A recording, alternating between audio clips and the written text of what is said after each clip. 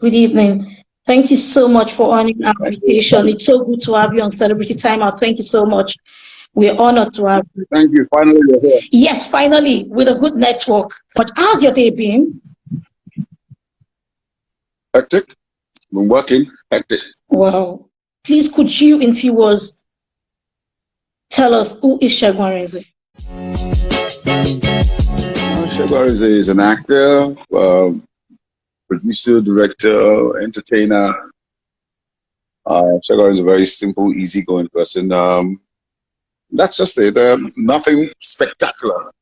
Nothing makes me different from the normal human beings you see every day of your life.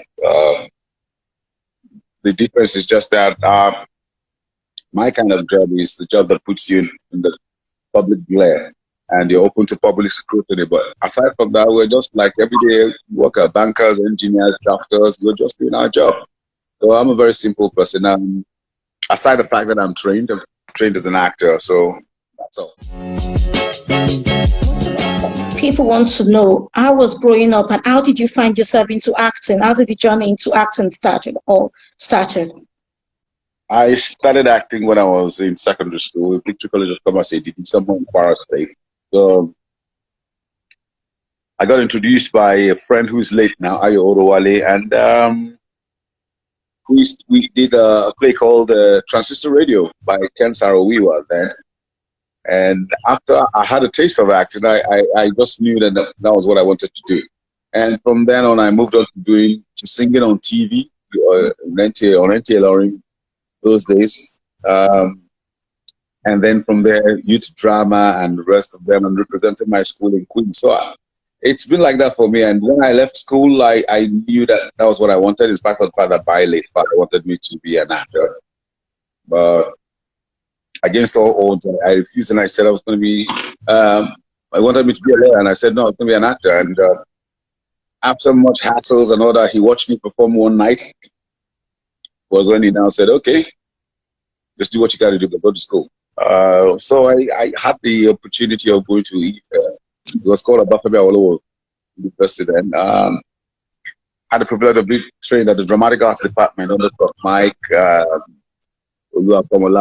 Kemi Laurier, and a host of others. Wow. That's the story in a nutshell, how I became an actor. If you want to describe the journey, how's the journey been so far? Has it been all rosy? Stella, it's not rosy. Don't let anybody deceive you. It's not rosy. Wow. You pay your dues. When we started this thing, people didn't really take us seriously. They felt we were just like what Yorubas would call alawada. We're not serious-minded. We're just some strict urchins who were doing crazy things, and so there wasn't that support enough for people. It wasn't novel.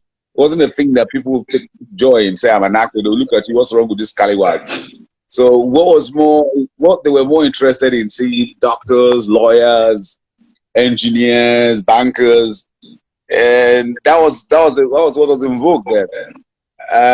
But we kept on. We were not even doing it because of the money to start with. It was the interest. First and foremost, we're also interested in staying there and making a mark for ourselves. And then we continued. We're consistent. We're persistent against all odds and everything. Well, the result is what you're seeing today. Everybody wants to come into industry. A lot of young guys want to come into industry. People see on the road. Oh, my sister wants to do it. My auntie wants to do it. My cousin, my son, my daughter. Everybody wants to come into Nollywood. So it tells you that that's the after effect of what we had achieved in creating and building a brand called Nollywood. When we started, nobody gave us a chance. It wasn't even called Nollywood. It wasn't the film industry. Yeah. Cinemas were moribund then because we're so militarized. It was a coup after coup after coup after coup. So people were not really down to going to seeing films. And then the films that were even available, a few handful Nigerian films, could barely scratch the surface. What we had were mostly Chinese and Indian films that we're going to go and watch in cinema houses. And the cinema houses per se were not so ventilated.